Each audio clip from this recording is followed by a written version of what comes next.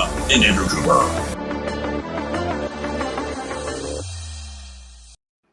What is going on, everybody? John Impemba here with Andrew Cooper. Welcome into the Quick Out Fantasy Football Show. Coop, we've made it.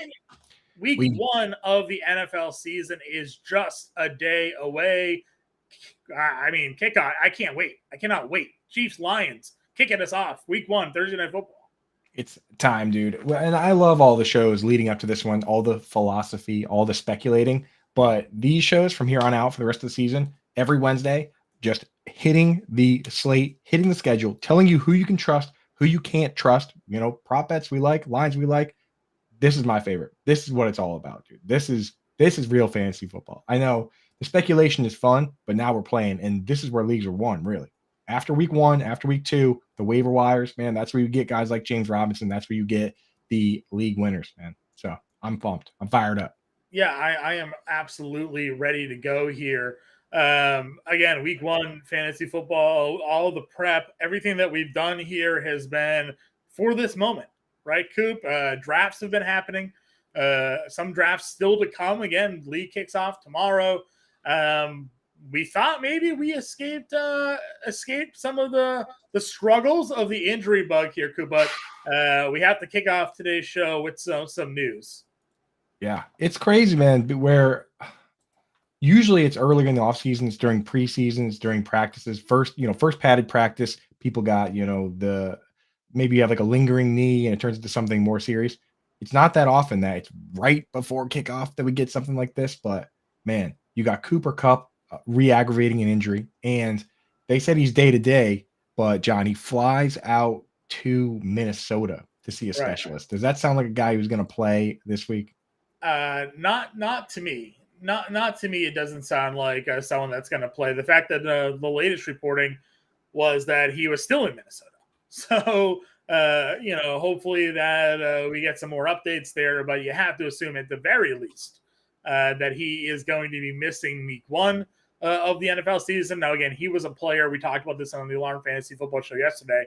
He was someone that I wasn't really keen on drafting anyways. He's still being drafted in the first round. I understand his target volume last year was pretty good. He's coming off the record-breaking season the year before that. But I had questions about the quarterback play still. Can Matt Stafford stay healthy? Once again, we didn't really see much of Stafford here. Dealing with the elbow last year, dealt with the back before that. He's an old guy that's taking a lot of damage, starting to get beat up. I think that for me, I was fading Kupp, and now I don't see how you draft him in the first. Yeah, I was already with you where I wasn't really loving him. I was taking him if need be. I was actually kind of betting some of the lines, some of the unders on his. Vegas had him set at like 1,300 yards and 100 catches, 107 catches was one of the lines I saw in DraftKings, where I had the unders on those even before this injury. So I mean, those are all down now, obviously, but yeah. Not super excited about that. And to make matters worse, another first round pick already banged up. The big news from yesterday, Travis Kelce, man. Travis Kelce, so many people came to me and they said, on my timeline, replying to my tweets, replying to my Reddit messages, whenever I'm trying to tell you, give you a strategy, not just for tight end, but for late round tight end, how to figure it out, people would just say, haha, Travis Kelce, and then who cares, right? I'm just taking Travis Kelce so I don't have to think about it. Well, guess what, buddy? Now you got to start thinking about it, because this guy's got they're saying it's a bone bruise, which those are pretty rough. The good news is that they heal. It's almost like a broken bone that in terms of like once it's healed, it's healed. You don't have to worry about re-aggravation, which is much better than a ligament or a hamstring or anything like that. But a bone bruise sucks, man. That hurts, and you can't play with that. So I expect a couple weeks at least. So, and especially with the game on Thursday, you got to make other plans, man. Yeah, got to make other plans. Listen, those Travis Kelce managers sounding a lot like the Jonathan Taylor managers last year, right? I'm not going to draft Christian McCaffrey. He's injury prone. Jonathan Taylor never missed a game since high school, and then look what happens. Travis Kelce, he's never been hurt. He's the safest play on the board. I'm going to take Travis Kelce. Injuries happen. Coop, what do we say at the start of every year? I'm not playing doctor. I'm not trying to guess what player is going to get hurt this year. I know, because you sound kind of silly when you do, right? So I don't like the victory lap injuries on Twitter or really on here, so I haven't really done that. But I just want to say how ironic it is. All the people that came to me and said, I'm not drafting Darren Waller because he's going to get hurt. Instead, I'll take Travis Kelce or Mark Andrews or George Kittle, right? All those dudes are banged up right now. Right. So good job avoiding the landmines on that one. Yeah, this isn't even a victory lap on the injury. It's just saying like the ideology. Right. The That ideology is right. Like, don't fade guys that are healthy. Right, because you think a player's going to get hurt or not, like that. You just don't know. It's a contact sport. These things happen all the time. So just exactly getting into it there. What other top news do we have? I just want to say one last thing, especially with running back, where like predicting running back injuries, that's like being a weatherman and saying it's going to be sunny every day.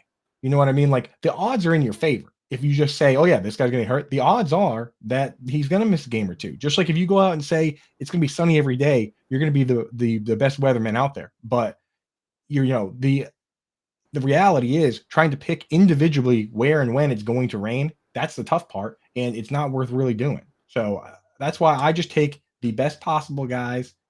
If everyone's healthy, I take the best possible guys. That's it. If they're actually hurt, I will fade them. Yeah. End of story. I agree with you there 100%. Any other news you wanted to discuss here before we start breaking down these game previews? Again, the Quick Out Fantasy Football Show during the season, we hit each game. We go through, we give the top stories, news, or some betting takes here, give you the information you guys need to know to get you ready for your fantasy football matchups. Yeah, so just real quick, it's the injury news. Good news on Mark Andrews. He's expected to return to practice today. We're going to keep an eye on that, but if he's practicing today, he's in there, And the good thing about Mark Andrews that really doesn't exist for any other tight end is that if he is out, I actually have no problem putting Isaiah Likely right in the lineup, and it's unlikely that other people are holding that player. So he's the one guy that has that out. Like people are going to try and start Noah Gray. It's not quite the same. Like I've actually seen Isaiah Likely go out and have a bunch of targets with Andrews out. So anyway, the other ones, Zach Moss is back at practice. That just kind of makes things annoying. And Terry McLaurin, they're optimistic he might come back. But anyway, let's just get into the games because we don't have a lot of time, John. We got to hit every single game for this slate. We got an hour. Let's get into it. Thursday Night Football, Lions at Chiefs. The Chiefs are giving 7. It's a 54.5 game total. We saw this at 54 game total. We started at 54.5. We started dumped down to 53.5. Now back up to 54. The Travis Kelce reaction kind of pulling back. When we're looking at this matchup here, the obvious must plays here. No longer Kelce, obviously, because he's going to be out. Mahomes, Amon-Ra St. Brown, Jahmyr Gibbs. Anybody else, though, when we're looking at now the Chiefs pass catchers? I mean, Kadarius Toney, Sky Moore, Rashee Rice. Anybody like that for Kansas City on their pass catching side of the ball? Yeah, honestly, like David, where I'm still like Jahmyr Gibbs, I actually heard something from Dan Campbell that said they might ease him in, which that doesn't sound like what people thought and what you would want from a first round pick. I'm willing to start David Montgomery where I need to. A lot of places where I have him, he's like my 4th or 5th RB, so it doesn't really matter. But he's not a bad play, especially in DFS or if you play a standard league. I actually might even rank David Montgomery ahead of Jahmyr Gibbs in standard. I don't play standard, so I have Gibbs ranked ahead in all the formats I play. But it's not crazy to start him. Definitely not crazy to start Pacheco or McKinnon either. Depending on the build of your lineup, those are guys that you picked. If I went high risk, high reward, like say I took like a Joe Mixon and then Alvin Kamara as my second guy, the places where I picked Pacheco, McKinnon, I was planning on using those guys. And McKinnon had 71 targets last year. So definitely feel free to get those guys in there. The other one that I'm actually starting in lineups that I've made, the yin and yang tight end strategies where I take a safe guy as my starter and then a risky guy as a bench stash. Sometimes I just take 2 yang players.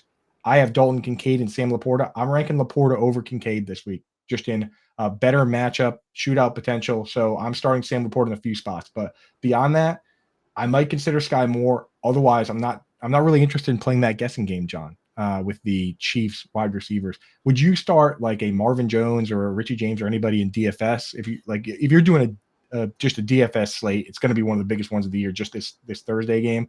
Do you have a ringer or anybody that you think that you're feeling okay about from either the Chiefs or a Josh Reynolds or anybody?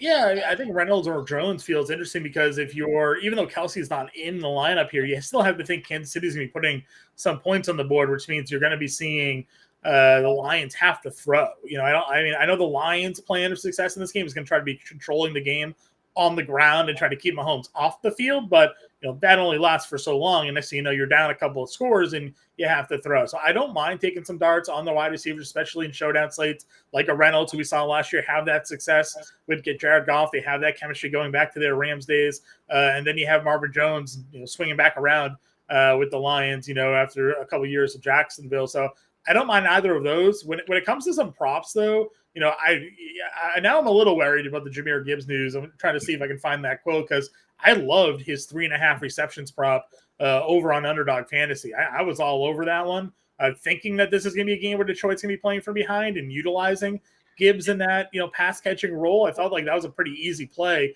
But if they're going to limit him to like 30% of the snaps because he's a rookie in game one, that would be a little worrisome. So I'd love to know exactly what they plan there. Honestly, I still actually even with like 3.5 receptions, I just feel like even if he's being eased in, I think I still like it. Yeah, he's supposed to have 80 catches this year. How is he going to have less than 3.5 receptions? So right. And the last one before we move on from this game, I was the guy that was saying all last year, Noah Gray, he gets at least one target every single game. He could score a random touchdown.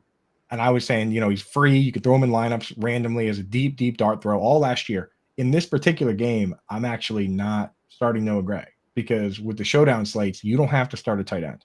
And he's going to be a very popular play, people chasing Travis Kelce in a spot where you don't have to start a tight end. And I actually don't like that here. So after being on Noah Gray all last year, I'm actually, for this particular slate, I'm not in.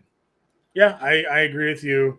I think it's an interesting spot that people are going to gravitate towards. If you had Travis Kelce and you're like, oh my God, now I need to go start a tight end, the natural instinct is to pick up the guy that's going to start and play him. A team plan. This team, the Lions, planned all summer to stop Travis Kelce. Right. They have they probably could use 50% of whatever power they use to stop Kelce to stop Noah Gray. So I'm not super hyped on Noah Gray. It's not. This is not an Isaiah Likely situation.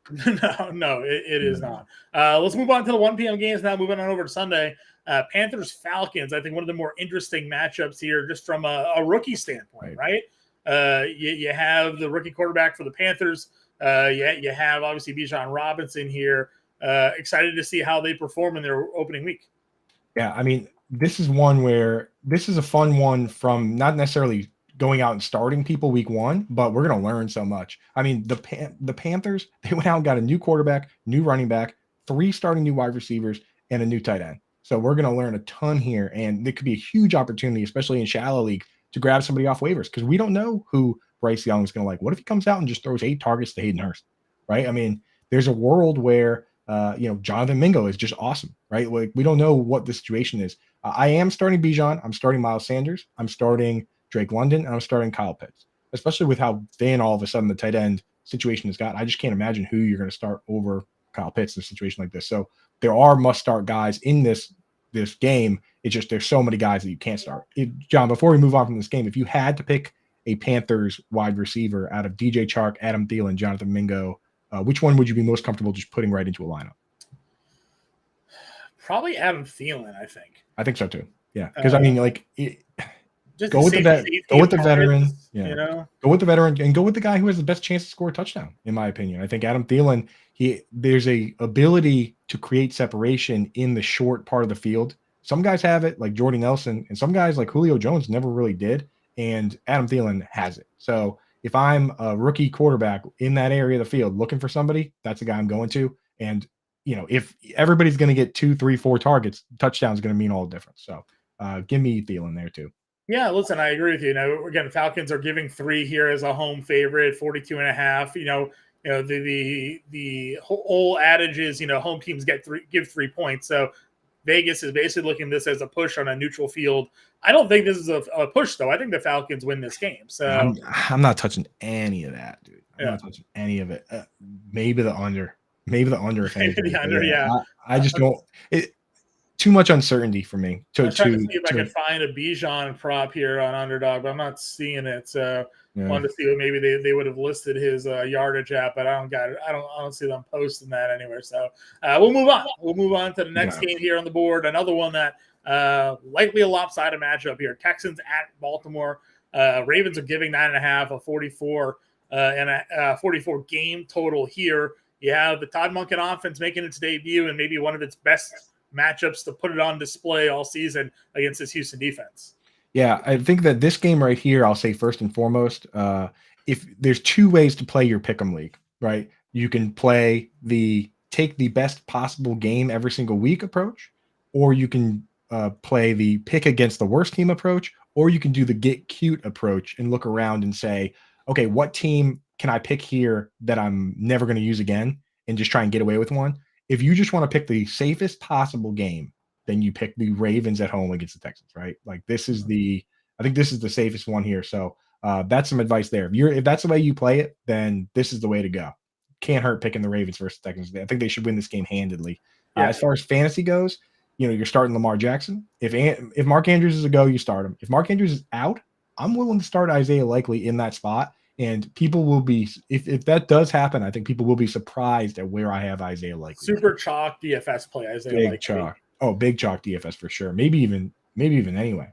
The questions after that, though, those two guys are really the big dogs in this game. After that, I think you're probably starting J.K. Dobbins, right? I mean, if you drafted him, if you like, there's J.K. Dobbins is one of those players where there's a contingent of people that really like him, and then there's people that don't, and the people that did draft him are probably starting him. I mean, listen, I drafted him. I think this is a huge year for Dobbins. I'm willing to give him last year as the recovery year. He had some moments where he looked pretty good, but you were looking at an offense where their style of play led defenses just to crash down because they had no threat at receiver, right? It was Mark Andrews, and like once Bateman went down, like that was it. They were throwing to Sammy Watkins, right, or something like that. Like they had nobody. Right. Now they're going to spread this offense out a little bit. They have some more pass catchers. I think that's going to open things up for Dobbins a little bit more in the running game. So even if he's not a 20 carry a game guy, if he gets 13 carries, he's a guy that can get 85, 90 yards on that. And here's the most interesting Dobbins stat for me. It goes back to actually Greg Roman when he was coaching the 49ers. In the years leading up to Greg Roman calling the plays, these are the targets for Frank Gore: 86, 69, 66, 75, 72. And in those last three games, 66, 75, 72, those seasons, he only played 14, and 11 games. The next four games, he played every game. The next four seasons, he played every game under Greg Roman. Here are the targets: 31, 36, 27, 19.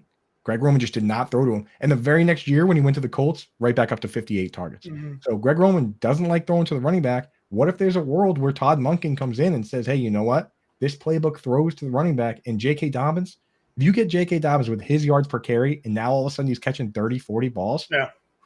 And we've seen the highlights, obviously. Someone tweeted out a Dobbins college tape of him just making a whole bunch of catches. They're like, oh, he can do it. They just didn't do it given the offense. So that's why I'm a little bit bullish on this. When it comes to receivers, again, another guy that I've been pretty heavily invested in is Zay Flowers. You use the first round pick on the kid. You look at Bateman coming off of last year's injury, and then OBJ, 2 knee surgeries. Flowers looks like he could be the most explosive player on the field for that team, and a guy that won. I loved what we saw from him in the preseason where they had Josh Johnson at quarterback. They just threw a little ball out to the flat, and he just used his speed. He didn't even look like he was running that hard. He was blown by defenders and scored like a 30-yard touchdown. Like that's the play that guy can make. Little guy that gets out in areas and then uses his abilities to make big plays. Yeah. So.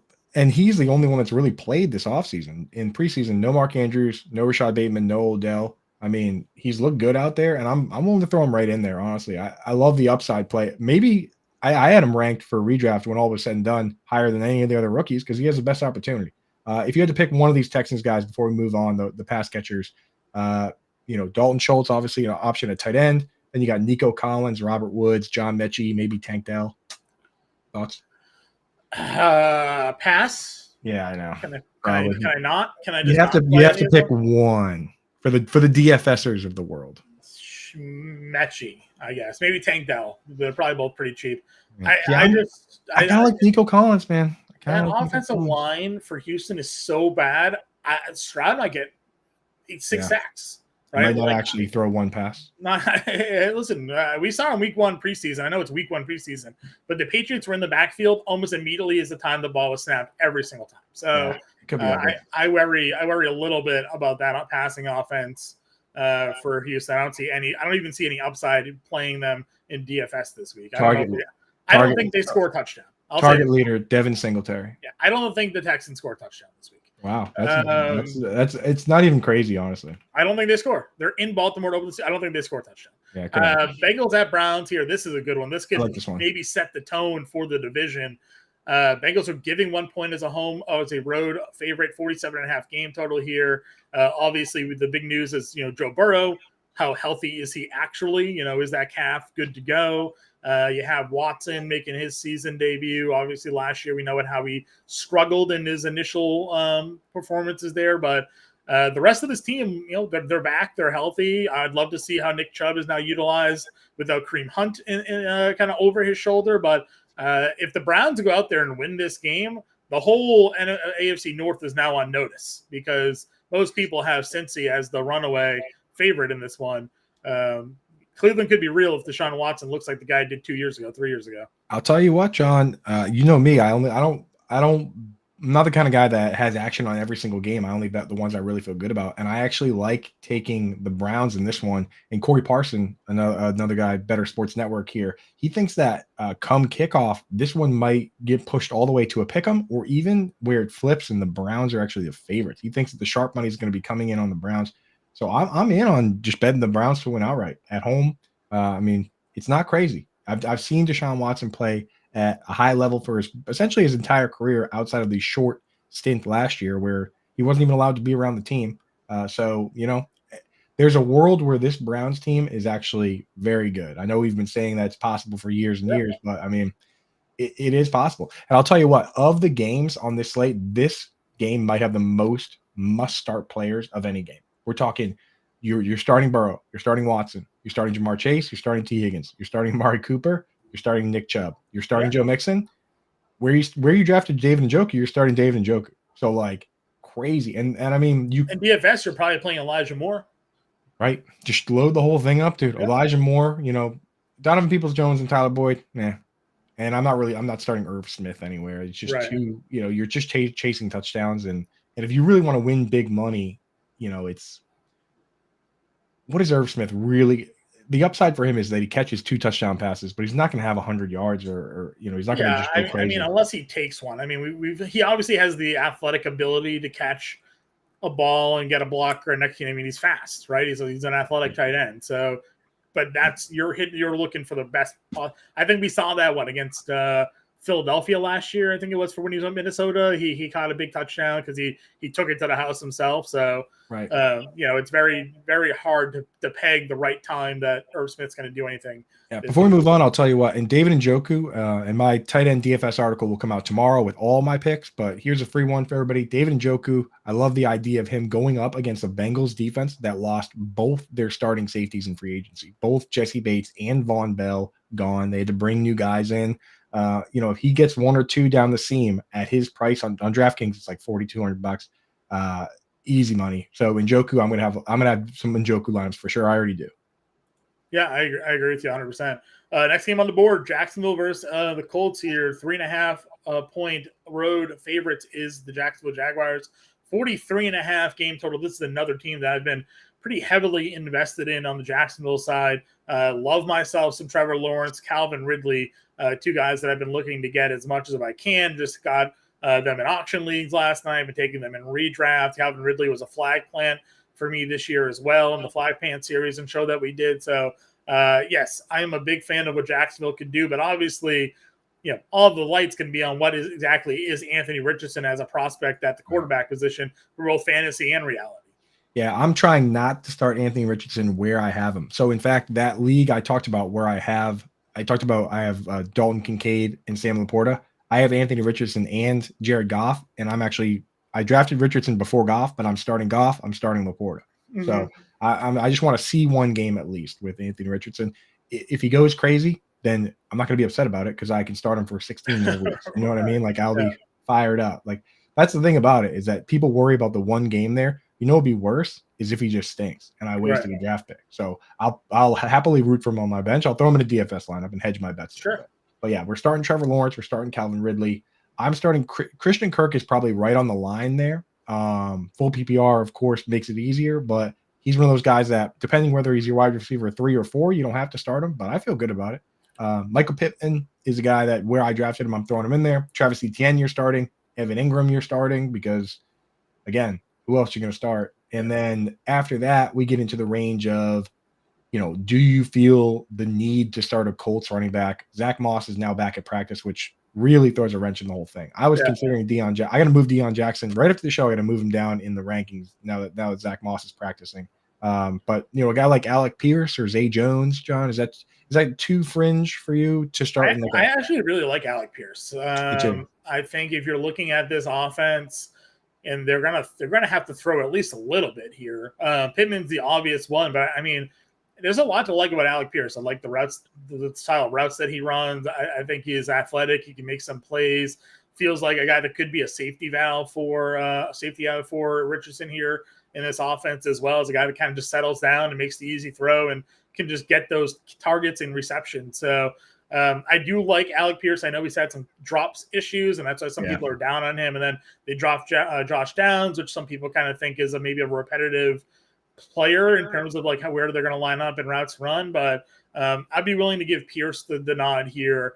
Again, if you drafted him as a wide receiver 3 or a flex, you could go there. Yeah, I mean, Pierce, like, I'd rather have him on my bench, but I'll throw him in DFS lineups. I mean, this guy is 6'3", runs a 4.41, and they've been all offseason. They've been like last year. What happened with him is he had a couple drops. He dropped a bad one off his face mask. I think that was week 1, John, in the end zone off the face mask, which was really rough. But basically, they had Pittman as not only the full-time player, but the guy playing the highest snap share of any wide receiver in the league, like 97%.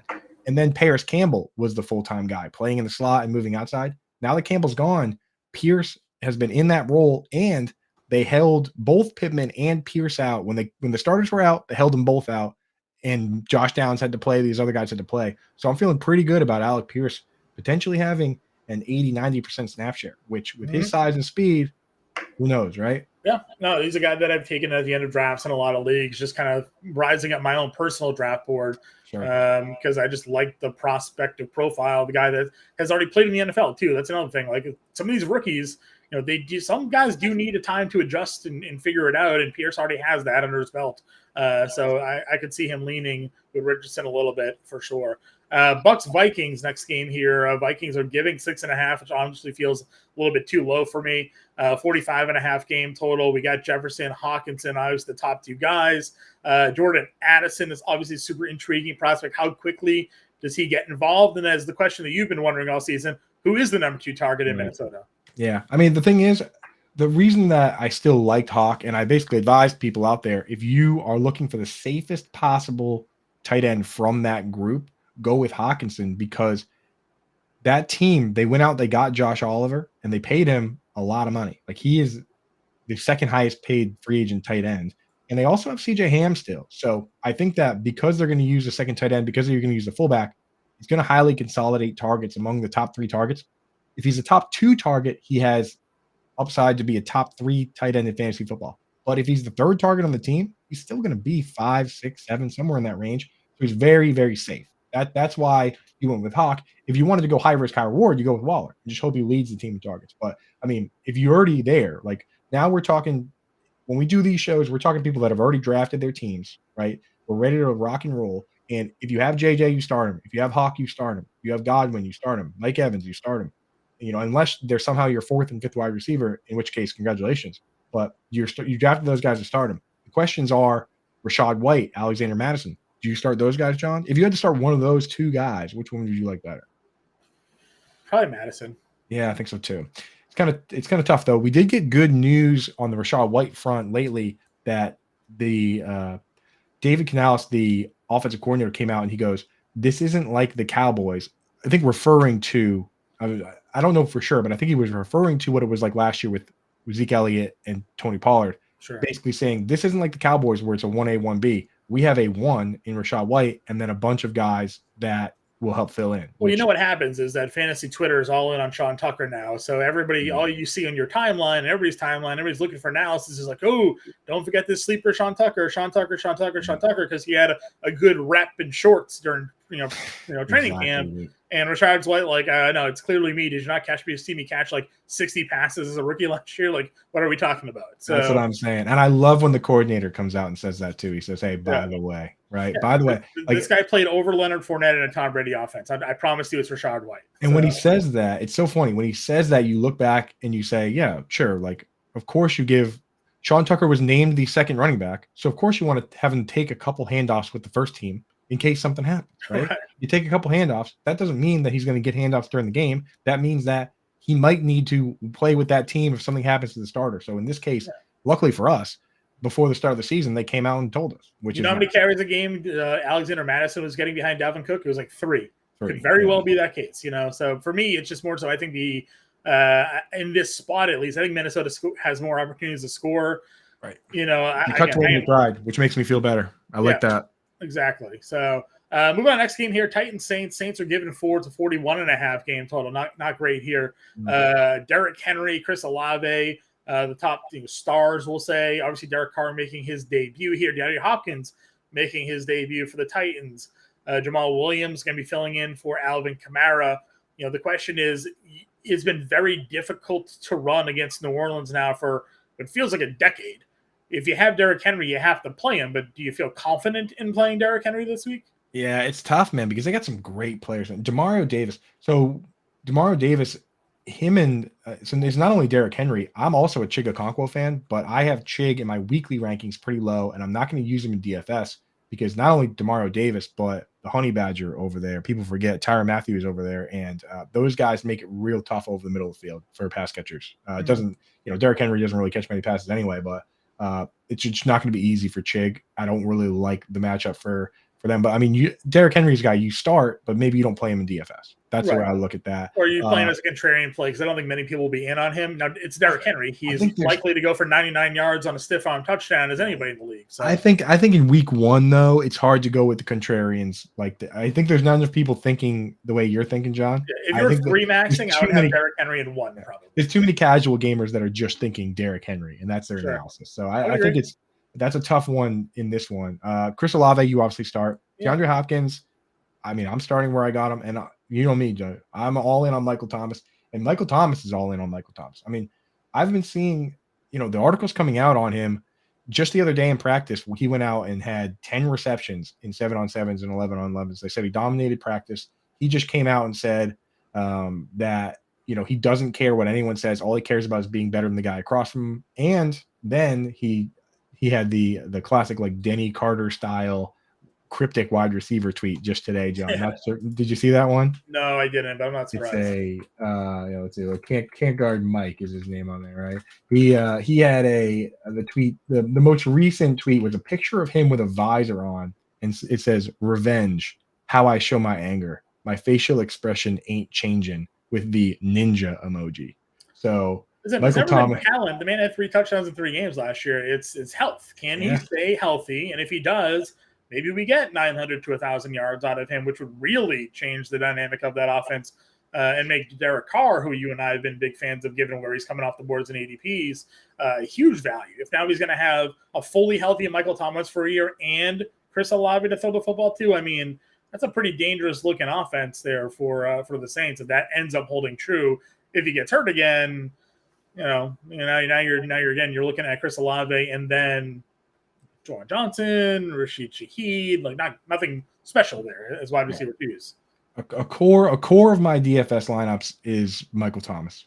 I'm getting them in a lot of them. I'm sure if you take Michael Thomas, like on DK, for instance, Michael Thomas at 5,100 and Amari Cooper at 5,800, you can make a lot with that because these guys could end up being wide receiver 1s this week, and the wide receiver 1s are all priced at like $7,000, $8,000. So those are a couple I like. Juwan Johnson not starting. Jamal Williams though, interesting. Yeah, no, I agree with you. I think the red zone potential for him, as we saw last year, is pretty big there. Is Kendre Miller hurt or not hurt? I mean, every other day I'm hearing something different on this guy. I don't know. I thought it was a hamstring that he was dealing with, right? So hurt and unhurt on so many occasions. Dude. I'm ready for him to be out and me to start Jamal Williams, and then for Taysom Hill to score 2 rushing touchdowns. So I don't even want to think about it. Let's go on to the next one. 49ers, Steelers here. Steelers giving 2.5 on the road to Pittsburgh, which I think is a little interesting. Yeah. 40.5 game total here. You have obviously McCaffrey, Najee Harris, Deontay Johnson, Deebo Samuel, Ayuk, Kittle, Freiermuth, Pickens, and then 2 young quarterbacks, Purdy, Pickett, going at it again. A lot of very interesting, talented players that I think their value stems on the quarterback play. Not to mention, these are also 2 pretty good defenses in Pittsburgh and San Francisco. So this is an interesting one, man, because you look at, and we'll talk about the last game on the slate after this one for the 1:00 games, but 40-point over under is low, and there's a lot of players that are supposed to be fantasy relevant, that are supposed to be must start. I mean, every player you just named. How many players did you just name? Like 7? Those are all must start players from CMC all the way down to Freiermuth, right? I mean, Pickens, I think is a must start play.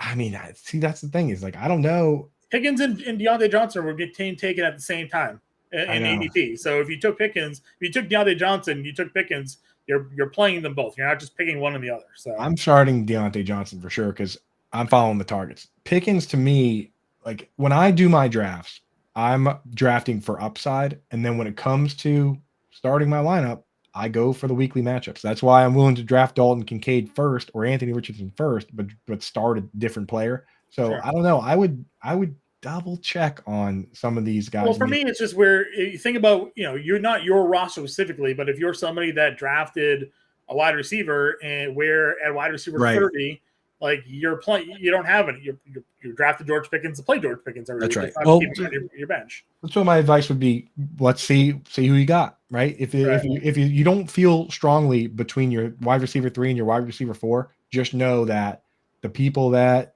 know these games best are looking at this game and saying this is not going to be a high scoring game. Like obviously you start CMC and Najee Harris and those guys, and if Kittle's going, you got to start Kittle because who else are you going to start? And probably Freiermuth too because who else is going to start? But with some of these guys, might look at it and say, hey, you know what?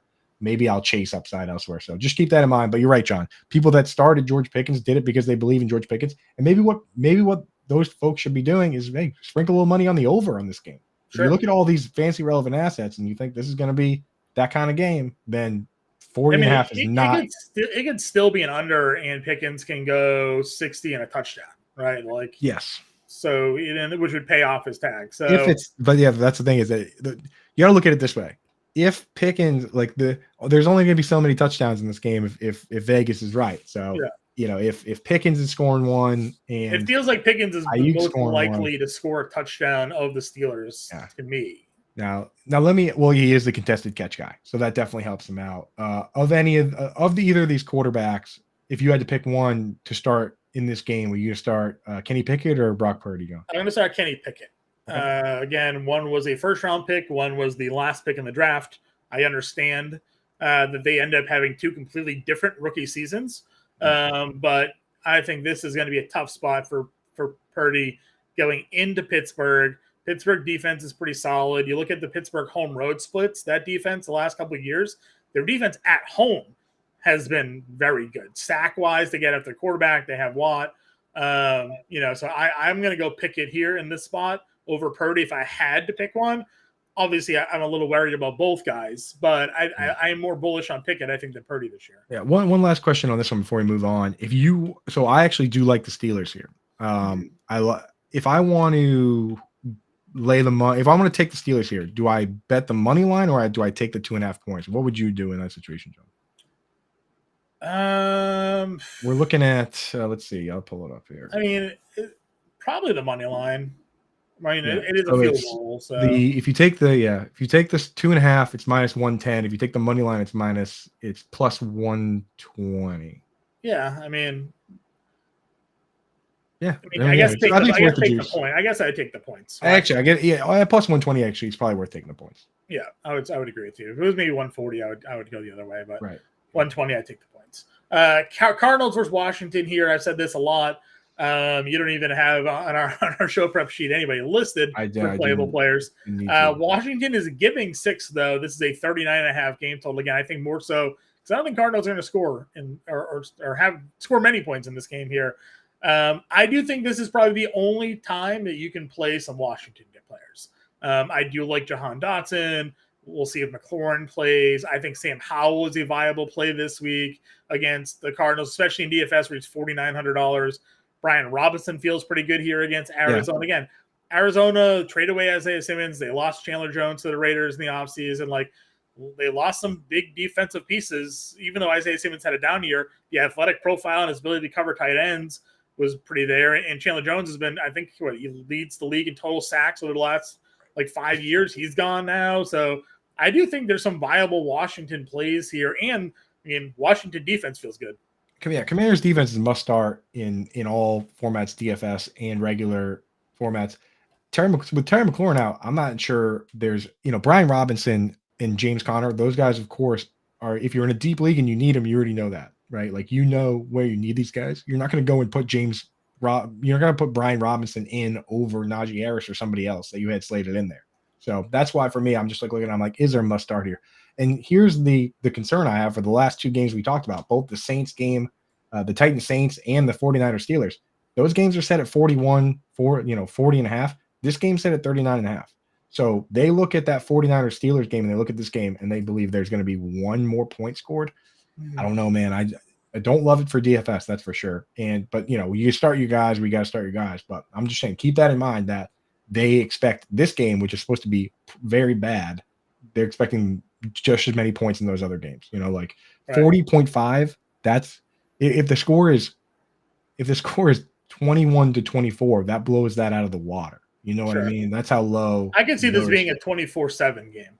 This game, yeah, you can see Washington crushing, right? And that's why we like. It goes under. You see Washington score 3 scores, and you get your fantasy points. Right. And I think whether you like Brian Robinson or Antonio Gibson from week to week is going to depend on that, because and just for those out there, we would like to cover all spectrums. Earlier, I said if you're playing in one of those pick'em leagues, survivor leagues, where you pick a game, and if you get to pick the right team, you move on, and if you don't, you don't.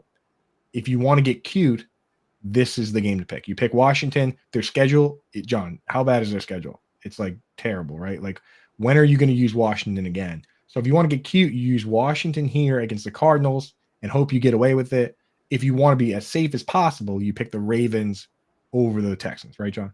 Yeah, no, I mean, listen, these were the two that I picked because we looked at the schedule. This is about the only time I think you'd use Washington all season long for them, pretty much. So if you want to, knock out a weak team that maybe you have a great opportunity here, I think Washington is the spot.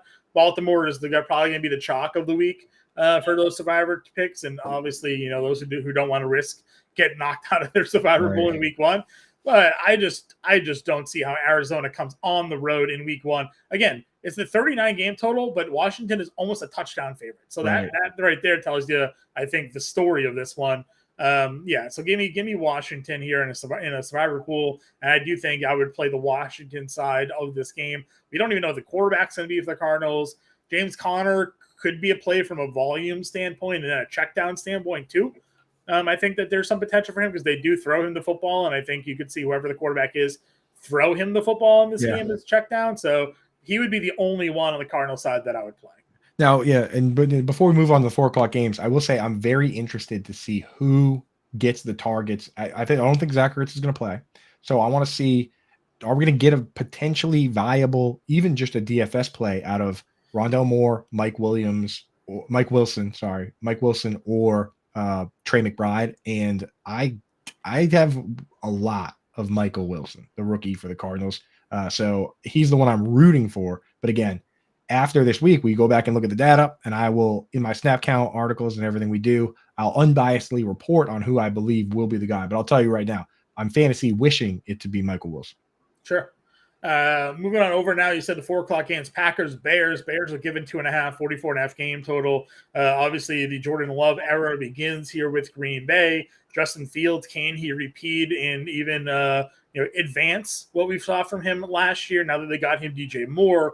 I do think that these are some pretty interesting spots to target. I like a lot of the guys. On the Bears side, I am obviously a little bit bullish on Fields. I do like DJ Moore. I talked a lot about that. Getting Justin Fields a legitimate pass-catching option, I think, can only further his production. So I'm in on Fields and Moore. On the Packers side, I think Christian Watson is playable. The running back situation is something I'd like to see. How does A.J. Dillon and Aaron Jones play out now that Aaron Rodgers is no longer there? Yeah, and again, this is one where I was off DJ Moore until like if you're on when you seem to have this ability to not only identify the mobile QBs that are going to become full time QBs, but also when it's worth taking the pass catcher. So I actually did sprinkle some DJ Moore in, even though I was kind of off him for a while there. I do like him, especially in best ball. I mean, at any given time, this guy can break off a big one. Mm-hmm. The most interesting thing from this game is not necessarily from a fantasy standpoint.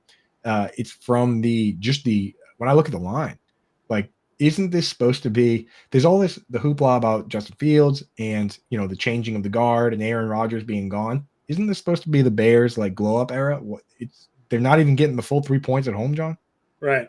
I mean, I think that there's still some questions around the offense that people are worried about. Again, the running game for them outside of Fields still feels like it's determined on who the expected back is going to be in Herbert, but they have 3 guys back there, and we don't know necessarily who's going to be the most successful one there. There are a lot of people that aren't believers in Justin Fields throwing the football, even though last year during the second half of that season, he had like a 65% completion percentage throwing to who was like Dante Pettis on that team and like N'Keal Harry, like Mooney was hurt, Equanimous St. Brown. Equanimous St. Brown was playing big snatchers. He had no receivers. Now this year he's going to go into a year with DJ Moore, a healthy Darnell Mooney, Cole Kmet, and God willing Chase Claypool.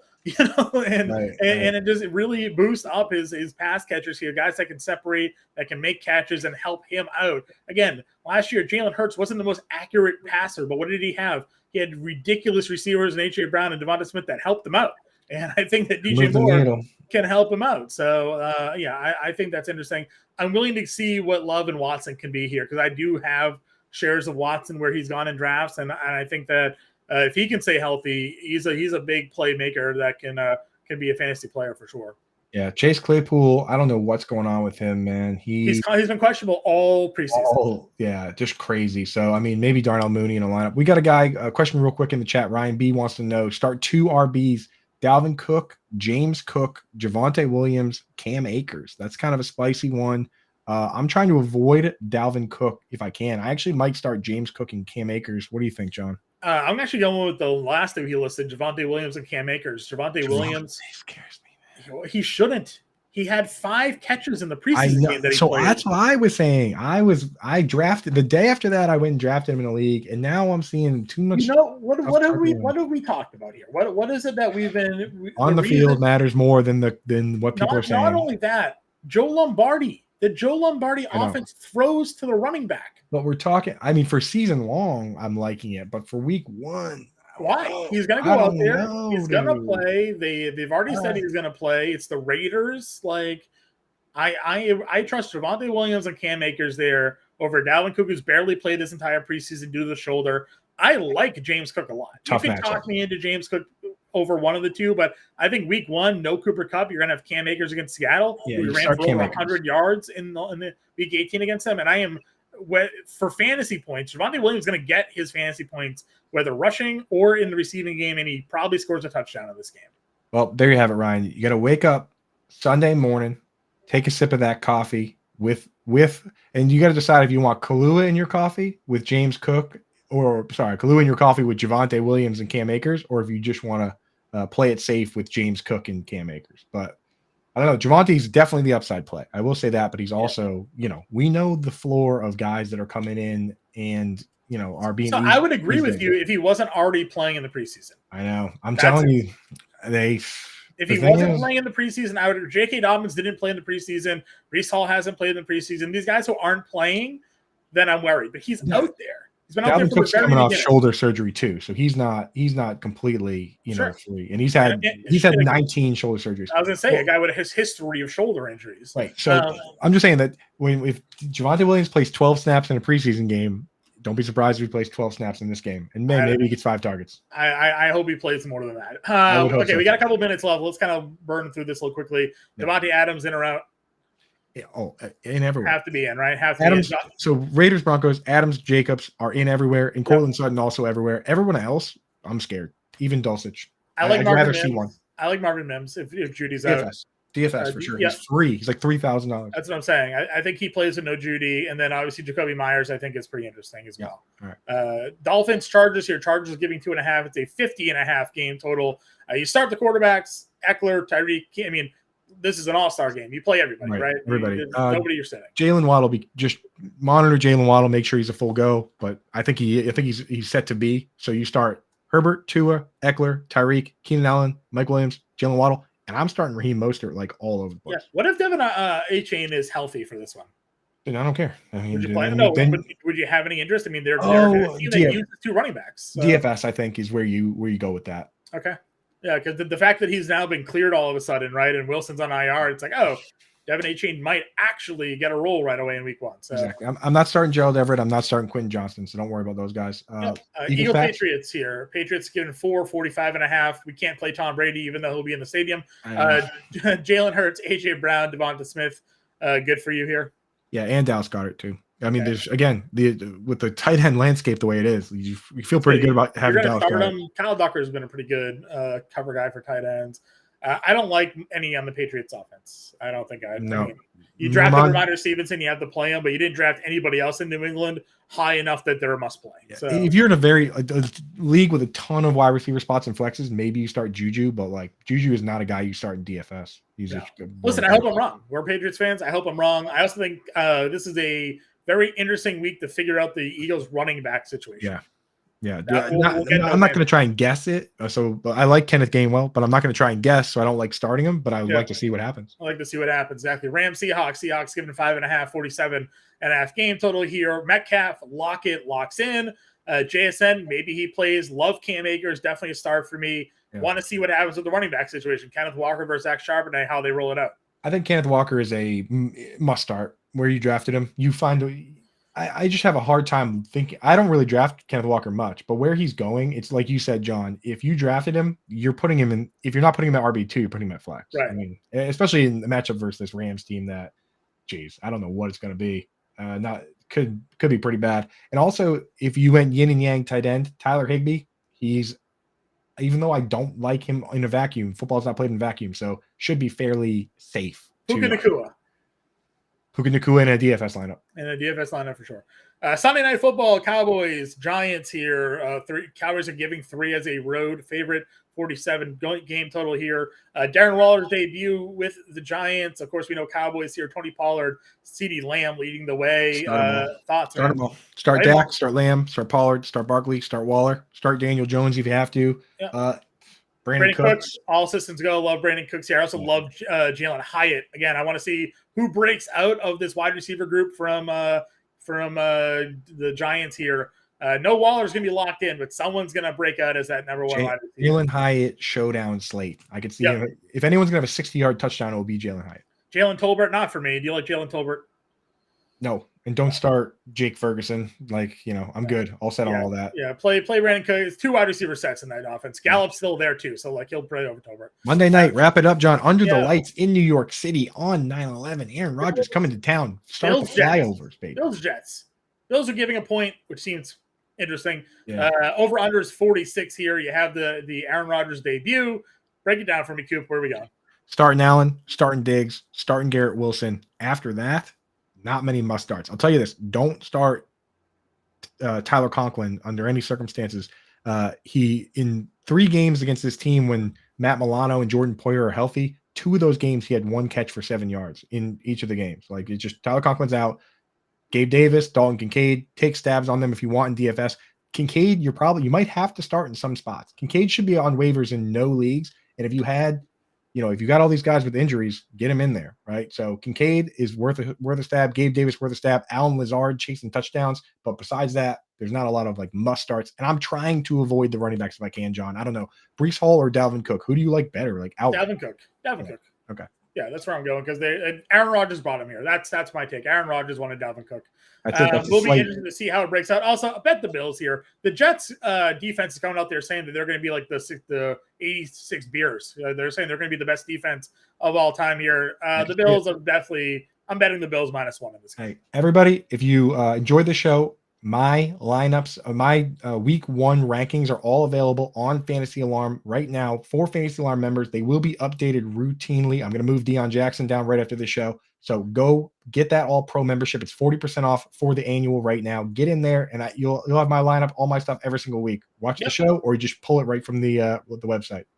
Yep. Give us a follow on Twitter at Kupp A Fiasco at Impemba777. Get in the Discord if you're not yet an All Pro member. We're in there answering your questions. Stay tuned.